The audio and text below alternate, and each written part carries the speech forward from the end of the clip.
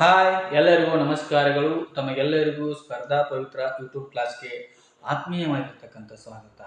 ಬನ್ನಿ, ಟಿಟಿಗೆ ಸಂಬಂಧಪಟ್ಟಿರ್ತಕ್ಕಂತಹ ಪ್ರಶ್ನೆ ಉತ್ತರಗಳ ಒಂದು ವಿಶ್ಲೇಷಣೆಯನ್ನು ಈ ಸಮಯದಲ್ಲಿ ನೋಡಿಕೊಳ್ಳೋಣ. ಹಾಗಾದ್ರೆ ಪ್ರಶ್ನೆ ನಂಬರ್ ಒಂದು ಹೀಗಿದೆ ನೋಡ್ರಿ. ಇತಿಹಾಸದ ಪಿತಾಮಹ ಎಂದು ಯಾರನ್ನ ಕರೆಯುತ್ತಾರೆ?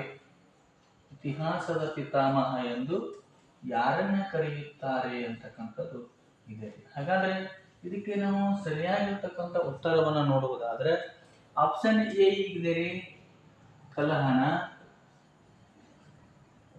ಆಪ್ಷನ್ ಬಿ ಹೀಗಿದೆ ರೀ, ಬಿಲ್ಹಣ. ಆಪ್ಷನ್ ಸಿ ಹೀಗಿದೆ ರೀ, ಹೆರೋಡೋಟಸ್. ಆಪ್ಷನ್ ಡಿ ಹೀಗಿದೆ ರೀ, ಮ್ಯಾಕ್ಸ್ ಮುಲ್ಲರ್ ಅಂತಿದೆ. Max Muller. ಹಾಗಾದ್ರೆ ಇದಕ್ಕೆ ಸರಿಯಾಗಿರ್ತಕ್ಕಂಥ ಉತ್ತರವನ್ನ ನೋಡುವುದಾದ್ರೆ ಇತಿಹಾಸದ ಪಿತಾಮಹ ಅಂತ ಯಾರನ್ನ ಕರೀತಾರಪ್ಪ ಅಂದ್ರೆ ಹೆರೋಡೋಟಸ್ನನ್ನ ಏನಂತ ಕರೀತಾರಪ್ಪ ಅಂದ್ರೆ ಇತಿಹಾಸದ ಪಿತಾಮಹ ಅಂತ ಕರೀತಾರೆ. ಹಾಗಾದ್ರೆ ಈ ಇತಿಹಾಸ ಅಂತಕ್ಕಂಥ ಪದವನ್ನ ನೋಡುವಾಗ ಇತಿಹಾಸ ಎಂಬ ಪದವು ಆಂಗ್ಲ ಭಾಷೆಯ ಹಿಸ್ಟರಿ ಎಂಬ ಪದದಿಂದ ಬಂದಿದೆ. ಆಂಗ್ಲ ಭಾಷೆಯ ಯಾವ ಪದದಿಂದ ಬಂದಿದೆ? ಹಿಸ್ಟರಿ ಎಂಬ ಪದದಿಂದ ಈ ಇತಿಹಾಸ ಅಂತಕ್ಕಂಥದ್ದು ಬಂದಿದೆ ಅಂತ ಹೇಳಿ ನೋಡ್ತಾ ಇದ್ದೀವಿ. ಹಾಗಾದ್ರೆ ಈ ಹಿಸ್ಟರಿ ಎಂಬ ಪದವು ಗ್ರೀಕ್ ಪದವಾದ ಹಿಸ್ಟೋರಿಯಾ ಎಂಬ ಪದದಿಂದ ಉತ್ಪತ್ತಿಯಾಗಿದೆ. ಹಿಸ್ಟೋರಿಯಾ ಎಂಬ ಪದದಿಂದ ಈ ಒಂದು ಹಿಸ್ಟರಿ ಎಂಬ ಪದವು ಅದು ಗ್ರೀಕ್ ಪದವಾಗಿರ್ತಕ್ಕಂಥ ಹಿಸ್ಟೋರಿಯಾ ಎಂಬ ಪದದಿಂದ ಬಂದಿದೆ. ಹಾಗಾದರೆ ಇದರ ಅರ್ಥವನ್ನು ನಾವು ನೋಡುವುದಾದರೆ ವಿಚಾರಣೆ ಅಥವಾ ತನಿಖೆ ಎಂಬ ಅರ್ಥವನ್ನು ಕೊಡುತ್ತದೆ. ವಿಚಾರಣೆ ಅಥವಾ ತನಿಖೆ ಎಂಬ ಅರ್ಥವನ್ನ ಕೊಡುತ್ತದೆ. ಹಿಸ್ಟರಿ ಎಂಬ ಪದವು ಆಂಗ್ಲ ಭಾಷೆ ಅಂದ್ರೆ ಇತಿಹಾಸ ಎಂಬ ಪದವು ಆಂಗ್ಲ ಭಾಷೆಯ ಹಿಸ್ಟರಿ ಎಂಬ ಪದದಿಂದ ಬಂದಿದ್ದು, ಹಿಸ್ಟರಿ ಎಂಬ ಪದವು ಗ್ರೀಕ್ ಭಾಷೆಯ ಹಿಸ್ಟೋರಿಯಾ ಎಂಬ ಪದದಿಂದ ಬಂದಿದ್ದು.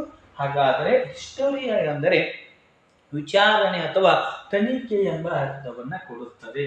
ಹಾಗಾದ್ರೆ ಇತಿಹಾಸದ ಪಿತಾಮಹ ಅಂತೇಳಿ ಹೆರೋಡೋಟಸ್ ರವರನ್ನ ಕರೀತಾರೆ.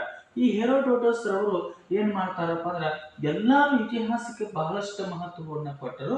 ಆದ್ರೆ ಗ್ರೀಕ್ ದೇಶದವರು ಏನ್ ಮಾಡ್ತಾರಪ್ಪ ಅಂದ್ರೆ ಈ ಒಂದು ಇತಿಹಾಸಕ್ಕೆ ವೈಜ್ಞಾನಿಕವಾಗಿರ್ತಕ್ಕಂತಹ ಒಂದು ಸ್ಥಾನಮಾನವನ್ನು ನೀಡ್ತಾರೆ.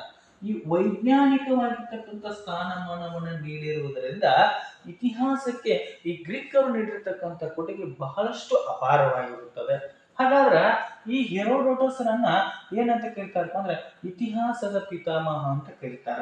ಹಾಗಾದ್ರೆ ನಾವು ಇತಿಹಾಸ ಎಂದರೆ ಇನ್ನಷ್ಟು ನೋಡುವಾಗ ಇತಿ ಎಂದರೆ ಹೀಗೆ, ಹಾಸ ಎಂದರೆ ಏನಪ್ಪಾ ಅಂದ್ರೆ ಇತ್ತು ಅಂತ, ಅಂದ್ರೆ ಹೀಗೆ ಇತ್ತು ಎಂಬ ಪದವನ್ನ, ಹೀಗೆ ಇತ್ತು ಹಿಂದಿನ ಕಾಲದಲ್ಲಿ ಏನಿತ್ತಲ್ಲ ಅದನ್ನ ಹೇಳುವುದನ್ನ ಇತಿಹಾಸ ಅಂತ ಕರೀತಾ ಇದ್ವಿ. ಸಂಸ್ಕೃತ ಭಾಷೆಯಲ್ಲಿ ಇತಿಹಾಸ ಎಂಬುದು ಏನಪ್ಪಾ ಅಂದ್ರೆ ಸತ್ಯದ ಅನ್ವೇಷಣೆ ಅಂತ ನೋಡ್ತಾ ಇದ್ದೀವಿ.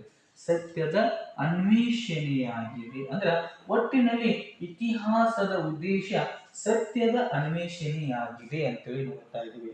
ಹಾಗಾಗಿ ಈ ಹೆರೋಡೋಟಸ್ ರವರು ಇತಿಹಾಸಕ್ಕೆ ತಮ್ಮದೇ ಆಗಿರ್ತಕ್ಕಂಥ ವಿವಿಧ ರೀತಿಯ ಕೊಡುಗೆಗಳನ್ನ ನೀಡಿದ್ದಾರೆ. ಅಷ್ಟೇ ಅಲ್ಲದೆ ಈ ಹೆರೋಡೋಟಸ್ ರವರು ಏನು ಮಾಡ್ತಾರಪ್ಪ ಅಂದ್ರೆ ಇತಿಹಾಸ ಎಂದರೆ ಮುಂದಿನ ಪೀಳಿಗೆಯು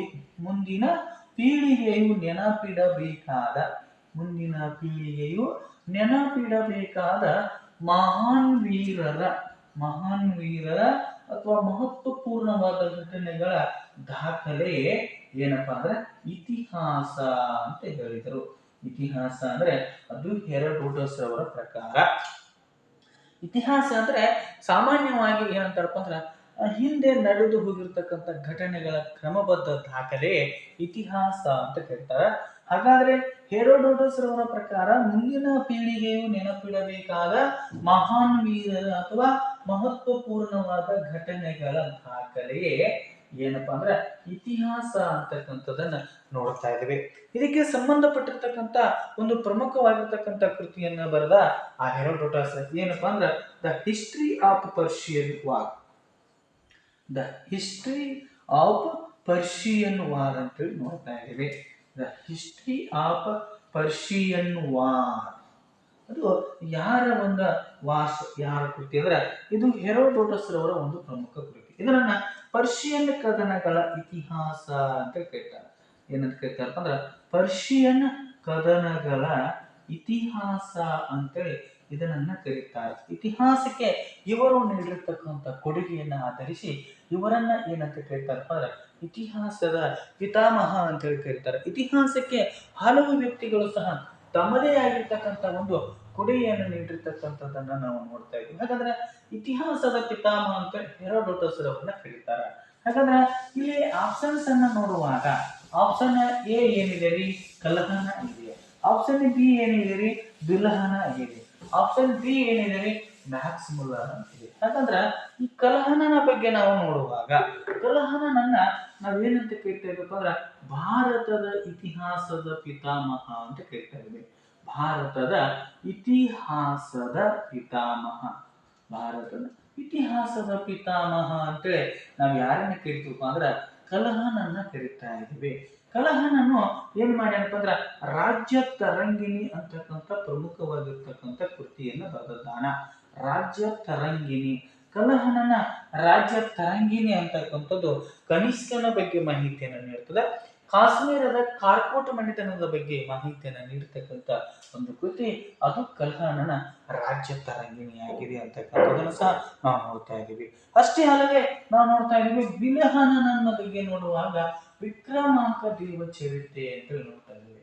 ವಿಕ್ರಮಾಂಕ ದೇವ ಚರಿತೆ ಅಂತಕ್ಕಂಥದ್ದು ಸಹ ಏನ್ ಮಾಡ್ತದಪ್ಪ ಅಂದ್ರ ಈ ಒಂದು ಯಾರ ಬಗ್ಗೆ ಬಿಲಹನನ ಬಗ್ಗೆ ಅಂದ್ರ ಇದು ವಿಕ್ರಮಾಂಕ ಅಂದ್ರ 6ನೇ ವಿಕ್ರಮಾದಿತ್ಯನ ಬಗ್ಗೆ ಮಾಹಿತಿಯನ್ನ ನೀಡ್ತಕ್ಕಂಥ ಕೃತಿಯಾಗಿದೆ.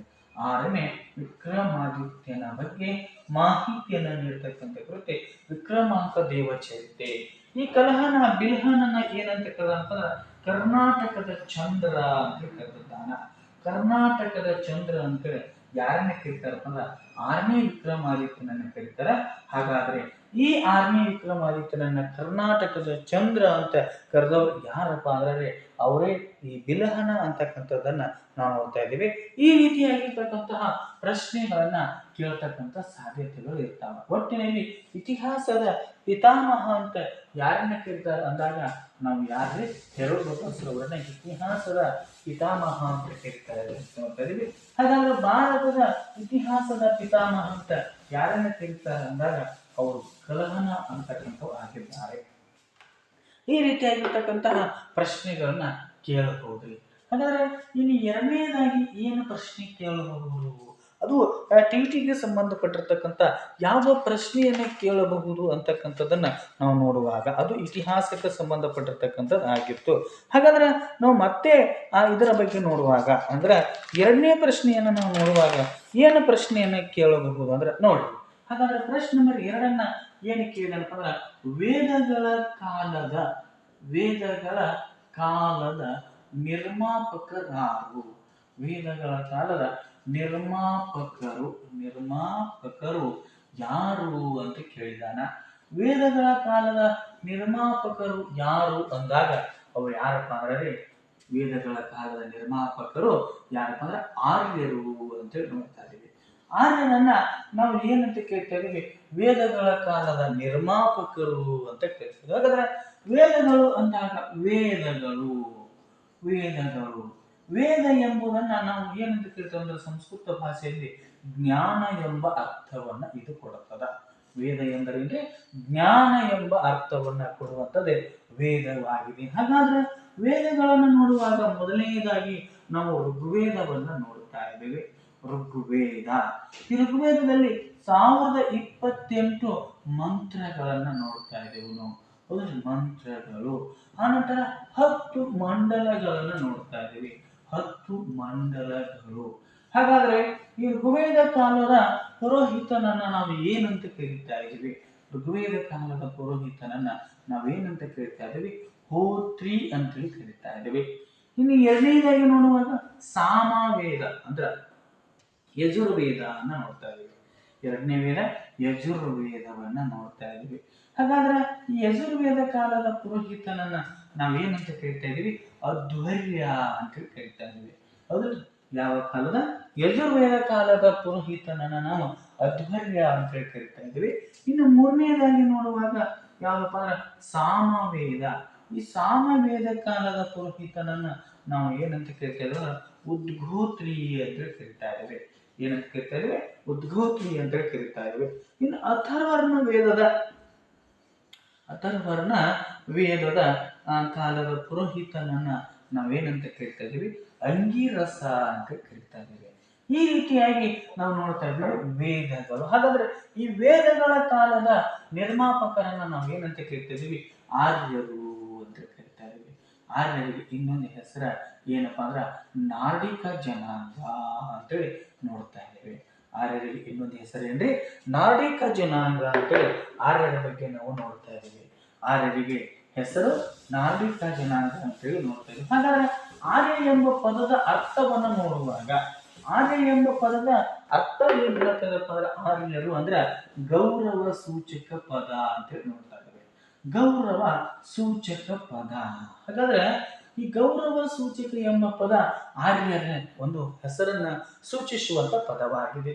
ಹಾಗಾದ್ರೆ ಇಲ್ಲಿ ಮತ್ತೆ ನಾವು ನೋಡುವಾಗ ಮೊಟ್ಟ ಮೊದಲ ನಮ್ಮ ಭಾರತಕ್ಕೆ ನೋಡ್ರಿ, ನಮ್ಮ ಒಂದು ಭಾರತಕ್ಕೆ ಯಾವ ನದಿಯಿಂದ ಭಾರತ ಎಂಬ ಹೆಸರು ಬಂತಂದ್ರೆ ಸಿಂಧೂ ನದಿಯಿಂದ ನಮ್ಮ ಭಾರತಕ್ಕೆ ಎಂತ ಬಂತಪ್ಪ ಅಂದ್ರೆ ಭಾರತ, ಹಿಂದೂಸ್ತಾನ, ಇಂಡಿಯಾ ಎಂಬ ಹೆಸರು ಬಂತು ಅಂತ ನೋಡ್ತಾ ಇದ್ದೀವಿ. ಒಂದು ಮಾಹಿತಿ ಪ್ರಕಾರ ಭರತ ಎಂಬ ಚಕ್ರವರ್ತಿ ಭಾರತವನ್ನ ಆಳ್ತಾ ಇದ್ದ. ಭರತ ಎಂಬ ಚಕ್ರವರ್ತಿ ಭಾರತವನ್ನ ಆಳುವುದರಿಂದ, ಈ ನಾಡನ್ನ ಆಳುವುದರಿಂದ ನಮ್ಮ ದೇಶಕ್ಕೆ ಏನಂತ ಬಂತಪ್ಪ ಅಂದ್ರೆ ಭಾರತ ಎಂಬ ಹೆಸರು ಬಂತು ಅಂತಕ್ಕಂಥ ಮಾಹಿತಿ ನೋಡ್ತಾ ಇದ್ದೀವಿ. ಹಾಗಾದ್ರೆ ನಮ್ಮ ದೇಶಕ್ಕೆ ಹಿಂದೂಸ್ತಾನ ಅಥವಾ ಇಂಡಿಯಾ ಎಂಬ ಹೆಸರು ಹೇಗೆ ಬರ್ತಂದ್ರೆ ಅದು ಸಿಂಧೂ ನದಿಯಿಂದ. ಹಾಗಾಗಿ ಸಿಂಧೂ ನದಿಯನ್ನ ಏನಂತ ಕರಿತೀವಿ ಅಂದ್ರೆ ನಾಗರಿಕತೆಯ ತೊಟ್ಟಿಲು ಅಂತ ಕರಿತಾ ಇದ್ದೀವಿ. ನಾಗರಿಕತೆಯ ತೊಟ್ಟಿಲು ಅಂತೇಳಿ ಯಾವ ಒಂದು ನಾಗರಿಕತೆಯನ್ನ ಕರಿತಿದ್ರೆ ಸಿಂಧೂ ನಾಗರಿಕತೆಯನ್ನ ಕರಿತಾ ಇದ್ದೀವಿ. ಹಾಗಾದ್ರೆ ಈ ಸಿಂಧೂ ನದಿ ಪ್ರಸ್ತುತ ಯಾವ ರಾಷ್ಟ್ರೀಯ ನದಿ ಆಗಿದೆ ಅಂದ್ರೆ ಅದು ಪಾಕಿಸ್ತಾನದ ರಾಷ್ಟ್ರೀಯ ನದಿ ಆಗಿದೆ ಅಂತೇಳಿ ನೋಡ್ತಾ ಇದ್ದೇವೆ. ಹಾಗಾದ್ರೆ ಇದ್ರ ಸಲುವಾಗಿ 1960 ಸೆಪ್ಟೆಂಬರ್ 19ರಂದು ಏನಾಗ್ತೈತೆ ಅಂದ್ರೆ ಸಿಂಧೂ ನದಿ ಒಪ್ಪಂದ ಅಂತಕ್ಕಂಥದ್ದು ಆಗ್ತದ.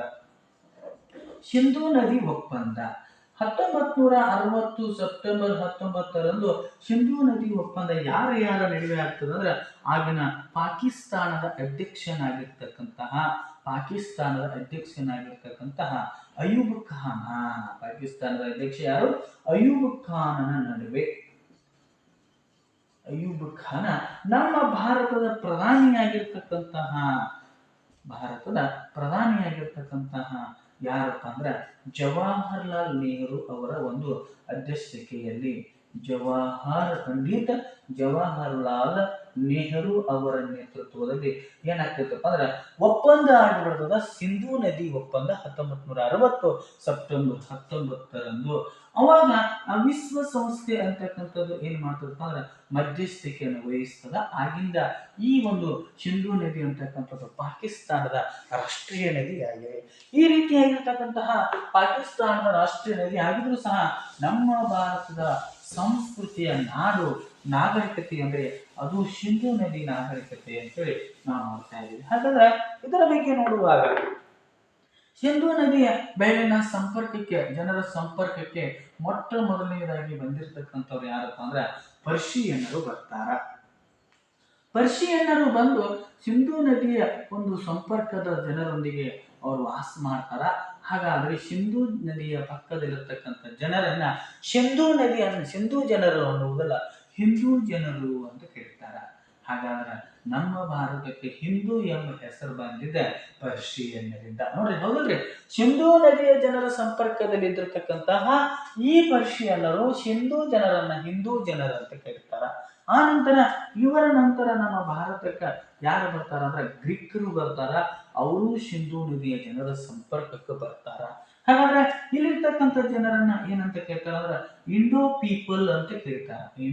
ಇಂಡೋ ಪೀಪಲ್ಸ್ ಅಂತ ಕರೀತಾರ. ಹಾಗಾದ್ರೆ ಈ ಒಂದು ಸಿಂಧೂ ನದಿಯನ್ನ ಏನಂತ ಕರೀತಾರಪ್ಪ ಅಂದ್ರೆ ಇಂಡಸ್ ರಿವರ್ ಅಂತ ಕರೀತಾರ. ಇಂಡಸ್ ರಿವರ್ ಅಂತ ಯಾರು ಕರೀತಾರಪ್ಪ ಅಂದ್ರೆ ಗ್ರೀಕ್ ಕರೀತಾರ. ಹೌದಲ್ಲ, ಪರ್ಷಿಯನ್ ಏನಂತ ಕರೀತಾರಪ್ಪ ಅಂದ್ರೆ ಇಲ್ಲಿ ಜನರನ್ನ ಹಿಂದೂ ಜನರು ಅಂತ ಕರೆದ್ರೆ, ಗ್ರೀಕರು ಇಲ್ಲಿಯ ಜನರನ್ನ ಇಂಡೋ ಪೀಪಲ್ಸ್ ಅಂತ ಕರೀತಾರೆ. ಆ ನಂತರ ಇಲ್ಲಿಯ ಒಂದು ನದಿಯನ್ನ ಇಂಡಸ್ ರಿವರ್ ಅಂತ ಕರೀತಾರ ಅಂತಕ್ಕಂಥದ್ದನ್ನ ನಾವು ನೋಡ್ತಾ ಇದ್ದೀವಿ. ಹಾಗಾದ್ರೆ ನಾವು ಮತ್ತೆ ಮುಂದುವರೆದು ನೋಡುವಾಗ ಪರ್ಷಿಯನ್ನರ ನಂತರ ಅವರ ಮಹಮ್ಮದೀಯರು ನಮ್ಮ ಭಾರತ ದೇಶಕ್ಕೆ ಬರ್ತಾರ. ಮಹಮ್ಮದೀಯರು ಭಾರತ ದೇಶಕ್ಕೆ ಬಂದು ಏನ್ ಮಾಡ್ತಾರಪ್ಪ ಅಂದ್ರೆ ಈ ಒಂದು ಹಿಂದೂ ಅಂತಕ್ಕಂಥದನ್ನ ಮತ್ತೆ ಮುಂದುವರಿಸಿ ಹಿಂದೂಸ್ತಾನ, ಇಲ್ಲಿರ್ತಕ್ಕಂಥ ಜನರ ನಾಡು ಹಿಂದೂಸ್ತಾನ ನಾಡು ಅಂತ ಕರೀತಾರ. ಇಲ್ಲಿಯ ಜನರನ್ನ ಹಿಂದೂ ಜನರು ಅಂತ ಕರೀತಾರ. ಇಲ್ಲಿರ್ತಕ್ಕಂಥ ಧರ್ಮವನ್ನ ಹಿಂದೂ ಧರ್ಮ ಅಂತ ಕರೀತಾರ. ಇಲ್ಲಿರ್ತಕ್ಕಂಥ ಜನರನ್ನ ಹಿಂದೂಗಳು ಅಂತ ಕರೀತಾರ. ನೋಡ್ರಿ ಏನ, ಇಲ್ಲಿರ್ತಕ್ಕಂಥ ನಾಡು ಹಿಂದೂಸ್ತಾನ, ಇಲ್ಲಿರ್ತಕ್ಕಂಥ ಧರ್ಮ ಹಿಂದೂ ಧರ್ಮ, ಇಲ್ಲಿರ್ತಕ್ಕಂಥ ಜನ ಹಿಂದೂಗಳು ಅಂತ ಕರೀತಾರ. ಮತ್ತೆ ಮುಂದೆ ಬ್ರಿಟಿಷರು ಬರ್ತಾರ. ನಂತರ ಬ್ರಿಟಿಷರು ಬಂದು ಏನ್ ಮಾಡ್ತಾರಪ್ಪ ಅಂದ್ರೆ ಇಲ್ಲಿರ್ತಕ್ಕಂತಹ ಜನರನ್ನ ಇಂಡೋ ಪೀಪಲ್ಸ್ ಅಂತ ಕರೀತಾರ. ಇಂಡೋ ಪೀಪಲ್ಸ್ ಅಂತ ಕರೀತಾರ. ಆ ನಂತರ ಇಲ್ಲಿರ್ತಕ್ಕಂಥ ನದಿಯನ್ನ ಇಂಡಸ್ ರಿವರ್ ಅಂತ ಕರೀತಾರ. ಇಂಡಸ್ ರಿವರ್ ಅಂತ ಕರೀತಾರ. ಇಲ್ಲಿರ್ತಕ್ಕಂಥ ನಾಡನ್ನ ಇಂಡಿಯಾ ಅಂತ ಕರೀತಾರ. ಇಲ್ಲಿರ್ತಕ್ಕಂಥ ನಾಡನ್ನ ಇಂಡಿಯಾ ಅಂತ ಕರೀತಾರ. ಇಲ್ಲಿರ್ತಕ್ಕಂಥ ಧರ್ಮವನ್ನ ಹಿಂದೂಯಿಸಂ ಅಂತ ಕರೀತಾರೆ. ಹಿಂದೂ ಧರ್ಮವನ್ನ ಹಿಂದೂಯಿಸಂ ಅಂತ ಕರೀತಾರೆ. ಹೀಗೆ ನಮ್ಮ ಭಾರತ ಹಿಂದೂಸ್ತಾನ, ಇಂಡಿಯಾ ಎಂಬ ಹೆಸರು ಬಂದಿದೆ ಯಾವ ನದಿಯಿಂದ?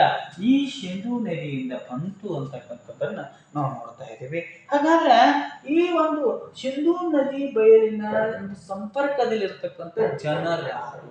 ನಮ್ಮ ಮೂಲ ಪಿತೃಗಳು ಯಾರು ಅಂದ್ರೆ ಅವರು ಯಾರು ಬೇರೆ ಯಾರು ಅಲ್ಲ, ದ್ರಾವಿಡರು ಅಂತ ನೋಡ್ತಾ ಇದ್ದಾರೆ. ಇವರು ದ್ರಾವಿಡರು ನಮ್ಮ ಮೂಲ ಪಿತೃಗಳಾಗಿದ್ದಾರೆ ಎಂದು ನಮಗೆ ತಿಳಿಬೇಕ್ರಿ. ಇವರಿಗೆ ಇನ್ನೊಂದು ಹೆಸರು ಏನಪ್ಪ ಅಂದ್ರೆ ಮೆಡಿಟರೇನಿಯನ್ನರು. ಮೆಡಿಟರೇನಿಯನ್ನರು ಅನ್ನೋದು ಇವರ ಇನ್ನೊಂದು ಹೆಸರಾಗಿತ್ತು. ಮೆಡಿಟರೇನಿಯನ್ನರು ಅಂತಕ್ಕಂಥದ್ದು ದ್ರಾವಿಡರ ಇನ್ನೊಂದು ಹೆಸರಾಗಿತ್ತು ಅಂತಕ್ಕಂಥದ್ದನ್ನ ನಾವು ನೋಡ್ತಾ ಇದ್ದೀವಿ. ಹಾಗಾದ್ರೆ ಆರ್ಯರು ಯಾರು ನೋಡ್ರಿ. ಹಾಗಾದ್ರೆ ಮೆಡಿಟರೇನಿಯನ್ನರು ಅಂದ್ರೆ ದ್ರಾವಿಡರು ಯಾರು, ಆರ್ಯರು ಯಾರು ಅಂತಕ್ಕಂಥದ್ದು ಇತಿಹಾಸ ನಮಗೆ ಮಾಹಿತಿಯನ್ನ ನೀಡ್ತದ. ಈಗ ಮೊದಲನೇದಾಗಿ ನಾವು ನೋಡುವಾಗ ದ್ರಾವಿಡರು ಅಥವಾ ಮೆಡಿಟರೇನಿಯನ್ನರು ಅಂತಕ್ಕಂಥದ್ದನ್ನ ನಾವು ನೋಡುವಾಗ, ಹಾಗಾದ್ರೆ ಇಲ್ಲಿ ದ್ರಾವಿಡರ ಬಗ್ಗೆ ನೋಡ್ತಾ ಇದ್ದೀವಿ. ಯಾಕಂದ್ರೆ ದ್ರಾವಿಡರು, ಈ ದ್ರಾವಿಡರು ಅಂದ್ರೆ ಮೆಡಿಟರೇನಿಯನ್ನರು ಅಂತೇಳಿ ನೋಡುತ್ತಾ ಇದ್ದೀವಿ. ಹಾಗಾದ್ರೆ ಇವರ ಬಗ್ಗೆ ನಾವು ನೋಡುವಾಗ ಇವರು ಏನಪ್ಪಾ ಅಂದ್ರೆ ನಮ್ಮ ಭಾರತದ ಮೂಲ ನಿವಾಸಿಗಳಾಗಿದ್ದಾರೆ ಎಂಬ ಮಾಹಿತಿ ನಮಗಿದೆ. ಭಾರತದ ಮೂಲ ನಿವಾಸಿಗಳು ಯಾರಪ್ಪ ಅಂದ್ರ ನಿವಾಸಿಗಳು ದ್ರಾವಿಡರು ಅಂತ ನಮಗ ಮಾಹಿತಿ ಇದೆ. ಹಾಗಾದ್ರೆ ಈ ಮೂಲ ನಿವಾಸಿಗಳ ಭಾಷೆ ಯಾವುದಾಗಿತ್ತಪ್ಪ ಅಂದ್ರೆ ಸಿಂಧಿ ಭಾಷೆಯಾಗಿತ್ತು ಅಂತಕ್ಕಂಥದ್ದನ್ನ ನಾವು ನೋಡ್ತಾ ಇದ್ದೀವಿ. ಸಿಂಧಿ ಭಾಷೆಯಾಗಿತ್ತು. ಸಿಂಧಿ ಭಾಷೆಯಲ್ಲಿ ಯಾವ್ಯಾವ ಬರ್ತಪ್ಪ ಅಂದ್ರೆ ಕನ್ನಡ, ಆನಂತರ ತೆಲುಗು, ಆನಂತರ ತಮಿಳು, ಆನಂತರ ತುಳು, ಆನಂತರ ಮಲಯಾಳಮ, ಇವು ಏನಾಗಿದ್ದಪ್ಪ ಅಂದ್ರೆ ಈ ಒಂದು ಸಿಂಧಿ ಭಾಷೆಯಲ್ಲಿ ಬರ್ತಕ್ಕಂಥ ಇತರ ಭಾಷೆಗಳಾಗಿದ್ದವು. ಹಾಗಾದ್ರೆ ಈ ಒಂದು ಸಿಂಧೂ ನದಿಯ ಸಂಪರ್ಕದಲ್ಲಿರ್ತಕ್ಕಂಥ ದ್ರಾವಿಡರನ್ನ ಆರ್ಯರು ಏನು ಮಾಡ್ತಾರಪ್ಪ ಅಂದ್ರೆ ಅವರನ್ನ ಸೋಲಿಸಿ, ಹಾಗಾದ್ರೆ ಇಲ್ಲಿ ನಾವು ನೋಡುವಾಗ ದ್ರಾವಿಡರ ಒಂದು ಧರ್ಮ ಯಾವಾಗಿತ್ತಪ್ಪ ಅಂದ್ರೆ ಸನಾತನ ಧರ್ಮ. ಹೌದಲ್ರಿ? ಪರ್ಷಿಯನ್ನ ಹೇಳಿದ್ರು, ಪರ್ಷಿಯನ್ನರು ಏನಂತೇಳಿ ಹಿಂದೂ ಧರ್ಮ. ಹೌದಲ್ರಿ? ಹಿಂದೂ ಧರ್ಮ ಅಂತಕ್ಕಂಥದ್ದು ಈ ದ್ರಾವಿಡರ ಒಂದು ಮೂಲ ಧರ್ಮ ಆಗಿತ್ತು, ಸನಾತನ ಧರ್ಮ ಆಗಿತ್ತು. ಹಾಗಾದ್ರೆ ಈ ಮೆಡಿಟರೇನಿಯನ್ ಯಾರಪ್ಪ ಅಂದ್ರೆ ಆರ್ಯರು ಏನ್ ಮಾಡ್ತಾರ? ಸೋಲಿಸಿ ಬಿಡುತ್ತಾರ. ಆರ್ಯರು ಏನು ಮಾಡ್ತಾರೆ, ಸೋಲಿಸಿದರು. ಯಾರನ್ನು ಸೋಲಿಸಿದರಪ್ಪ ಅಂದ್ರೆ ಆ ಮೆಡಿಟೇರಿಯನ್ ಅಂದ್ರೆ ದ್ರಾವಿಡರನ್ನ ಇವರು ಸೋಲಿಸಿದರು. ಹಾಗಾದ್ರೆ ದ್ರಾವಿಡರನ್ನ ಸೋಲಿಸಿರ್ತಕ್ಕಂಥ ಇವರು ಎಲ್ಲಿಂದ ಬಂದರು ಅಂದ್ರೆ ಮಧ್ಯ ಏಷ್ಯಾದಿಂದ ಬಂದವರು. ಮಧ್ಯ ಏಷ್ಯಾದಿಂದ ಹಲವು ಮಧ್ಯ ಏಷ್ಯಾದಿಂದ ಬಂದವರು ಅಂತ ಯಾರು ಹೇಳ್ತಾರಪ್ಪ ಅಂದ್ರೆ ಸ್ವಾಮಿ ದಯಾನಂದ ಸರಸ್ವತಿ ಅವರು ಹೇಳ್ತಾರ.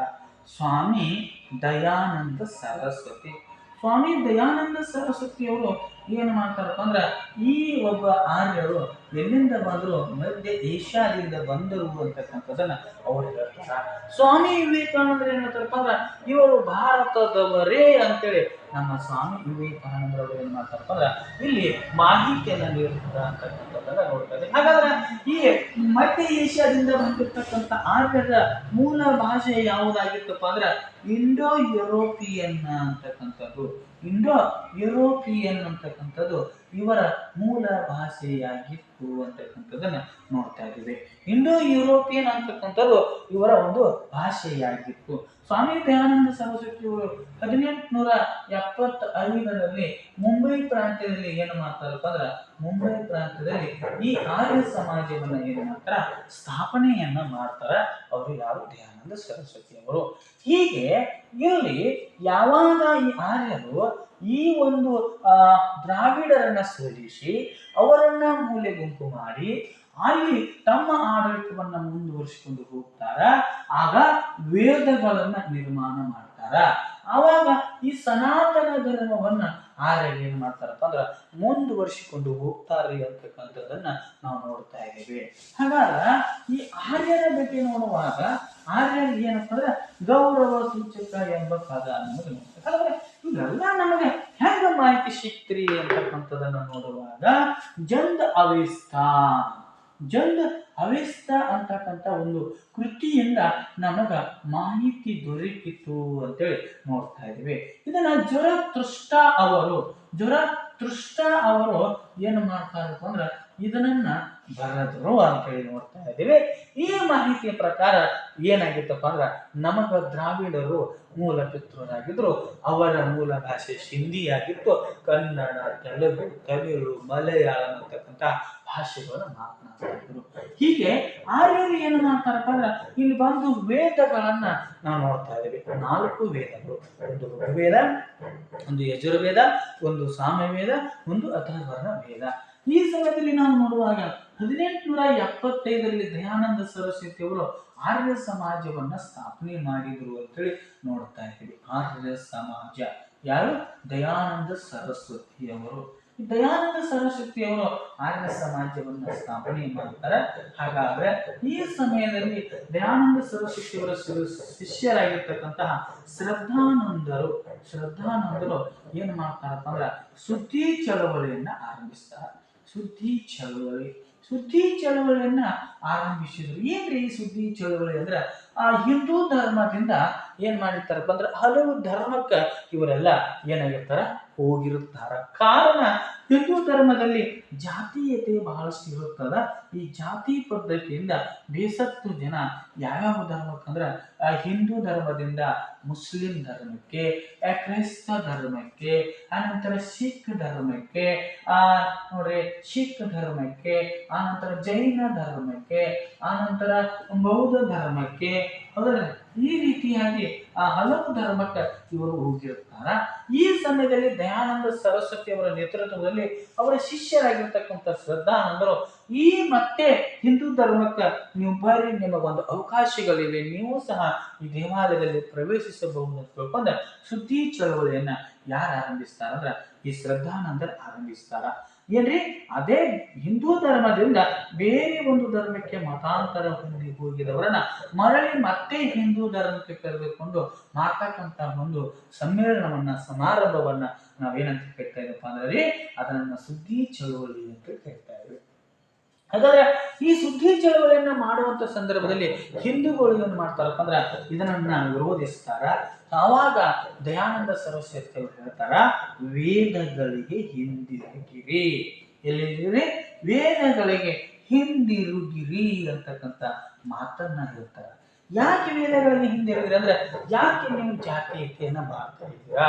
ಹೌದ್ರೆ ಇಲ್ಲಿ ಕೆಳ ಜಾತಿಯವರು ಈ ಮುಸ್ಲಿಂ ಧರ್ಮಕ್ಕೆ, ಕ್ರೈಸ್ತ ಧರ್ಮಕ್ಕೆ, ಸಿಖ್ ಧರ್ಮಕ್ಕೆ, ಜೈನ ಧರ್ಮಕ್ಕೆ, ಬೌದ್ಧ ಧರ್ಮಕ್ಕೆ, ಹಲವು ಧರ್ಮಕ್ಕೆ ಏನಾಗ್ತಿರ್ತಾರಪ್ಪ ಅಂದ್ರೆ ಅವರು ಇಲ್ಲಿ ಇರ್ತಕ್ಕಂಥ ಒಂದು ಜಾತಿ ವ್ಯವಸ್ಥೆಗೆ ಬೇಸತ್ತು ಅವ್ರಿಗೂ ಸಹ ದೇವಾಲಯದಲ್ಲಿ ಪ್ರವೇಶವಿಲ್ಲದ ಸಲುವಾಗಿ ಅವರು ಹೋಗ್ತಿರ್ತಾರ. ಇದರಿಂದ ಅವರನ್ನ ಮತ್ತೆ ಮರೆತಿರ್ತಕ್ಕಂಥ ಪ್ರಯತ್ನವನ್ನ ಮಾಡಿದಾಗ ಅವರು ಏನ್ ಮಾಡ್ತಾರಪ್ಪ ಅಂದ್ರೆ ವಿರೋಧವನ್ನ ವ್ಯಕ್ತಪಡಿಸ್ತಾರ. ಅದಕ್ಕೆ ದಯಾನಂದ ಸರಸ್ವತಿ ಅವರು ಏನ್ ಹೇಳ್ತಾರಪ್ಪ ಅಂದ್ರೆ ವೇದಗಳಿಗೆ ಹಿಂದಿರುಗಿರಿ ಅಂತಕ್ಕಂಥ ಮಾತನ್ನ ಹೇಳ್ತಾರ. ವೇದಗಳಿಗೆ ಹಿಂದಿರುಗಿರಿ ಎಂಬ ಮಾತನ್ನ ಯಾಕೆ ಹೇಳ್ತಾರಪ್ಪ ಅಂದ್ರೆ ವೇದಗಳಲ್ಲಿ ಏನು ಮಾಡ್ತಾರಪ್ಪ ಅಂದ್ರೆ ಅದರ ಋಗ್ವೇದದಲ್ಲಿ ಉತ್ತರ ವೈದಿಕ ಕಾಲ, ಪೂರ್ವ ವೈದಿಕ ಕಾಲ ಅಂತ ನೋಡ್ತಾ ಇದ್ದೀವಿ. ಅದರಲ್ಲಿ ಬ್ರಾಹ್ಮಣ ಮತ್ತು ಕ್ಷತ್ರಿಯ ಅಲ್ರಿ, ಆ ನಂತರ ಬ್ರಾಹ್ಮಣ, ಕ್ಷತ್ರಿಯ, ಆನಂತರ ವೈಷ್ಣವ, ಆನಂತರ ಶೂದ್ರ, ಇದು 4 ಜನ ಏನಿರ್ತಾವಪ್ಪ ಅಂದ್ರೆ ಪಂಗಡಗಳಿರ್ತಾವ. ಅದರಲ್ಲಿ ಬ್ರಾಹ್ಮಣ, ಕ್ಷತ್ರಿಯರು ಏನ್ ಮಾಡ್ತಿರ್ತಾರಪ್ಪ ಅಂದ್ರೆ ಈ ವೈಷ್ಣವ ಶೂದ್ರರನ್ನ ಏನ್ ಮಾಡ್ತಿರ್ತಾರಪ್ಪ ಅಂದ್ರೆ ಕೀಳಾಗಿ ನೋಡ್ತಾರೆ ಎಂಬ ಮಾಹಿತಿ ಇತ್ತು. ಅದಕ್ಕಾಗಿ ಅವ್ರಿಗೆ ಹೇಳ್ತಾನ, ಬ್ರಾಹ್ಮಣ ಅವ್ರಿಗೆ ಹೇಳ್ತಾನ, ಕ್ಷತ್ರಿಯ ಅವರಿಗೆ ಹೇಳ್ತಾನ ಏನಂತ ಹೇಳಪ್ಪ ಅಂದ್ರೆ ಬ್ರಾಹ್ಮಣ ಒಬ್ಬ ಪಾರ್ವತಿಯ ದೇವಿಯ ಬಾಯಿಂದ ಜನಿಸಿರ್ತಕ್ಕಂಥವನೇ ಬ್ರಾಹ್ಮಣನಾಗಿದ್ದಾನ. ಪಾರ್ವತಿಯ ದೇವಿಯ ಎಲ್ಲಿ ಭುಜದಿಂದ ಜನಿಸಿರ್ತಕ್ಕಂಥವನೇ ಯಾರಾಗಿದ್ದಾರ? ಕ್ಷತ್ರಿಯನಾಗಿದ್ದಾನ. ಪಾರ್ವತಿಯ ದೇವಿಯ ತೊಡೆಯಿಂದ ಜನಿಸಿರ್ತಕ್ಕಂಥವನೇ ಕ್ಷತ್ರಿಯ ವೈಷ್ಣವನಾಗಿದ್ದಾನ.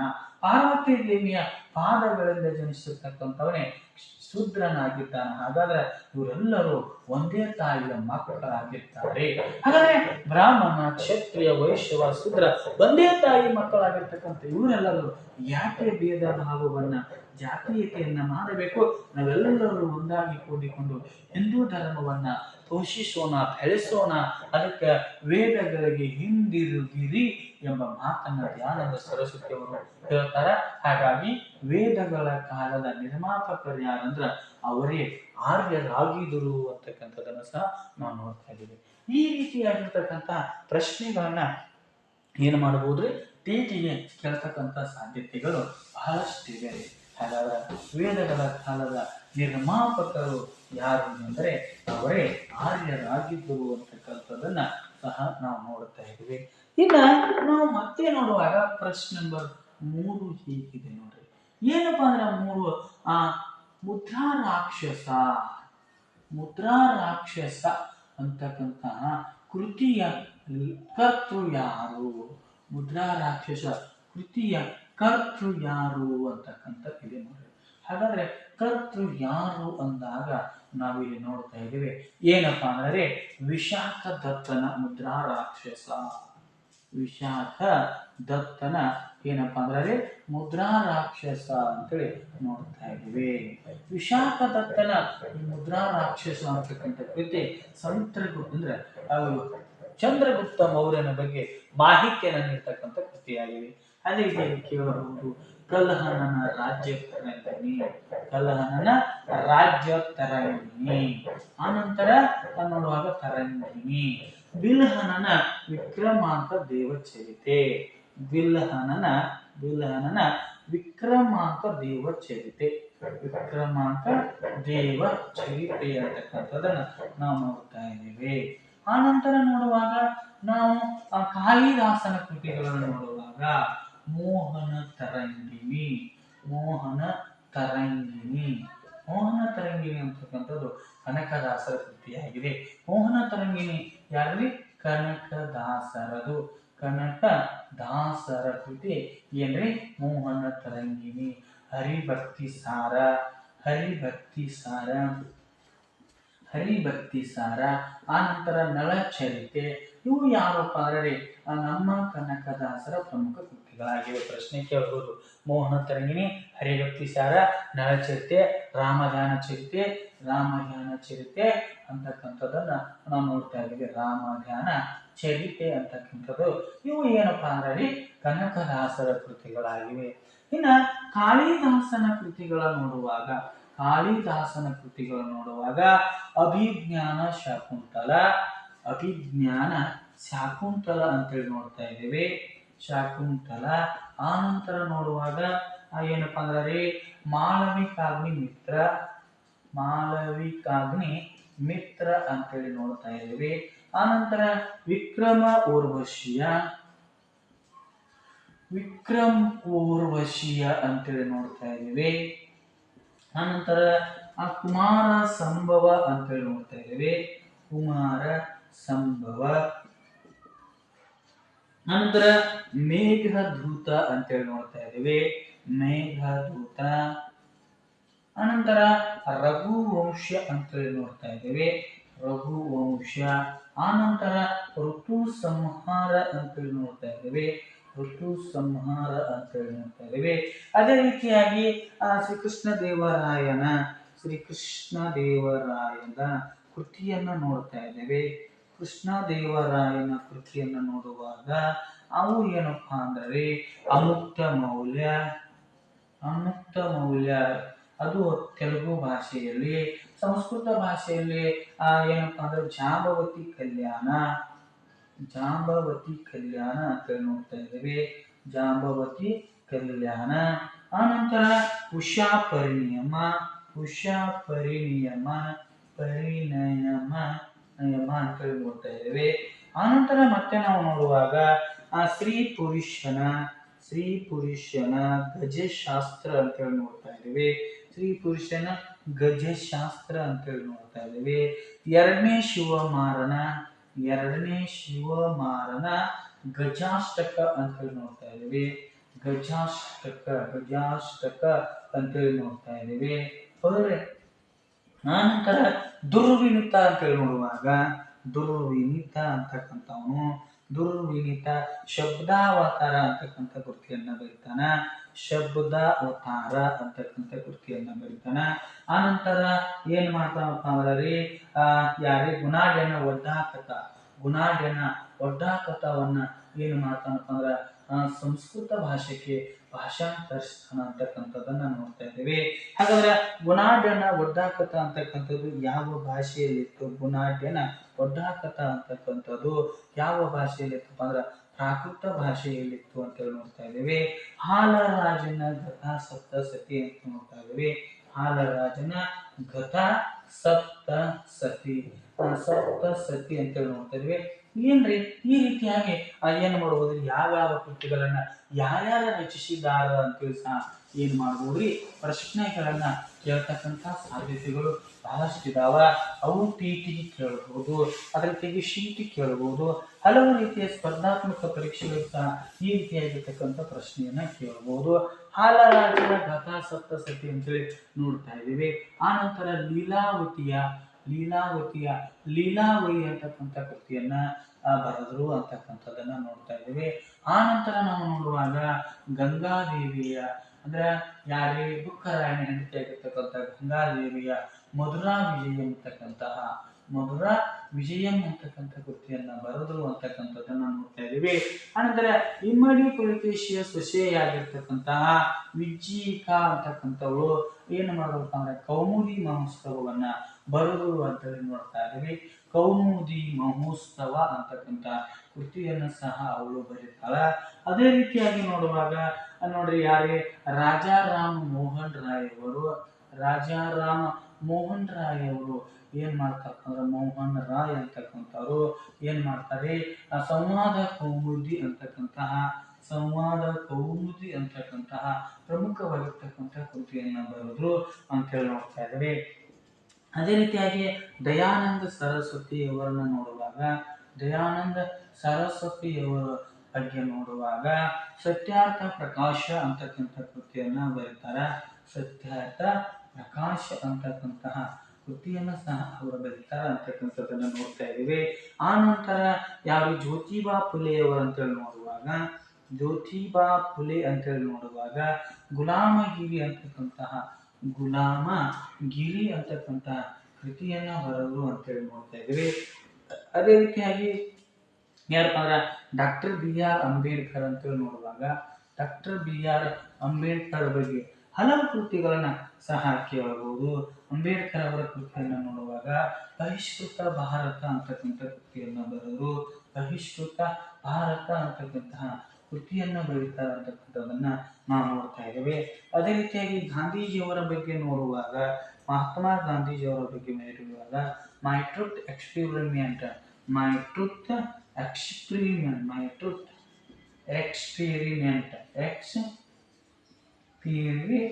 ಅಂತಕ್ಕಂತಹ ಒಂದು ಕೃತಿಯನ್ನ ಬರೆದು ಅಂತಕ್ಕಂಥದ್ದನ್ನು ನೋಡ್ತಾ ಇದ್ದೇವೆ.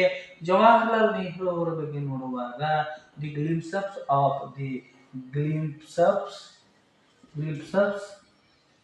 ಆಫ್ ಹಿಸ್ಟರಿ ಅಂತಕ್ಕಂತಹ ಕೃತಿಯನ್ನ ಬರೆದರು ಅಂತ ನೋಡ್ತಾ ಇದ್ದೇವೆ. ಮತ್ತೆ the Discovery of India, the Discovery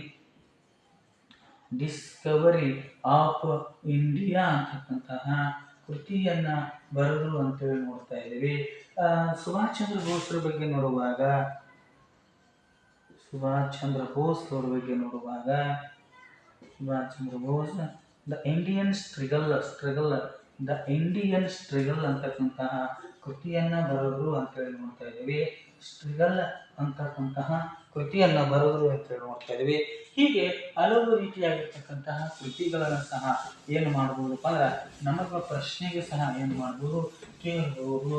ಹಾಗಾದ್ರೆ ಈ ಎಲ್ಲಾ ರೀತಿಯಾಗಿರ್ತಕ್ಕಂಥ ಕೃತಿಗಳ ಪರಿಚಯ ಸಹ ಏನಾಗಿರ್ಬೇಕ್ರಿ ನಮಗ ಇರಬೇಕು ಅಂತಕ್ಕಂಥದ್ದನ್ನು ಸಹ ನೋಡ್ತಾ ಇದ್ದೇವೆ. ದಾದಾಬಾಯಿ ನವರೋಜ್ ಅವರ ನೋಡುವಾಗ ದಾದಾಬಾಯಿ ನವರೋಜ್ ಅವರನ್ನು ನೋಡುವಾಗ ಅವರು ಏನ್ ಮಾಡ್ತಾರಪ್ಪ ಅಂದ್ರ ಸಂಪತ್ತಿನ ಸೋರಿಕೆ ಅಂತಕ್ಕಂಥ ಕೃತಿಯನ್ನ ಬರೀತಾರ. ಸಂಪತ್ತಿನ ಸೋರಿಕೆ ಅಂತಕ್ಕಂತಹ ಕೃತಿಯನ್ನ ಬರೀತಾರ. ಅದ್ರಲ್ಲಿ ಬ್ರಿಟಿಷ್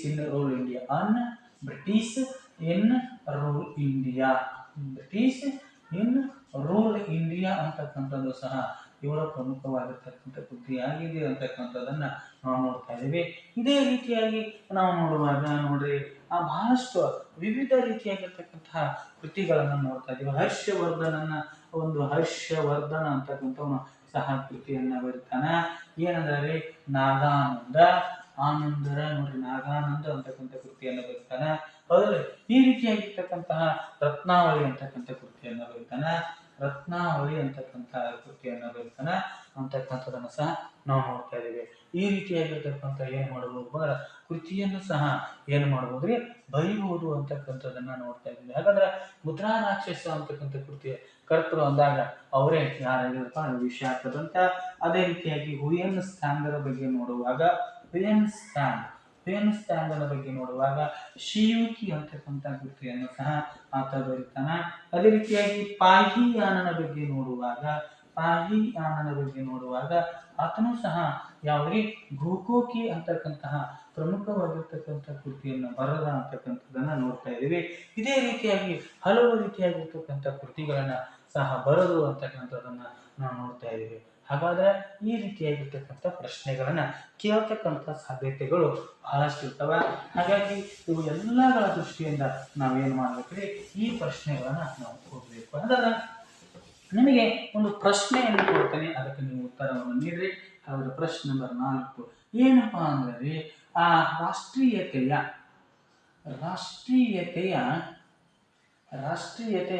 ನಿಜವಾದ ಪಿತಾಮಹ